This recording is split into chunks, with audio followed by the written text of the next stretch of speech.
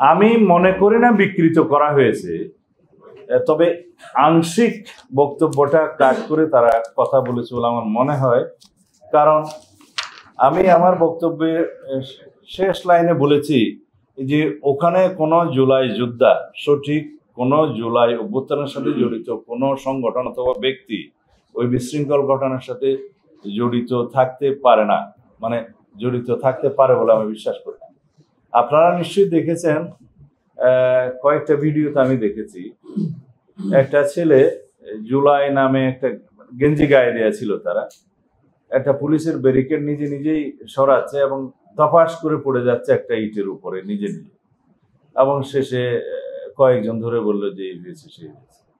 আর একজন ছেলে দেখলাম যে নিজে নিজেই পড়ে গিয়ে বলছে যে আহত হয়েছে এবং তার পায়ে সিটি স্ক্যান লাগবে, এবং বলছে যে সে এসএসসি পাস করছে এমসি কলেজ থেকে সিলেট। তো এই বক্তব্যগুলো আসলে বয়সের কারণে অনেকেই আবেগে হয়তো অনেক কথা বলেছে, আমি সেটা নিয়ে ক্রিটিসাইজ করতে চাই না।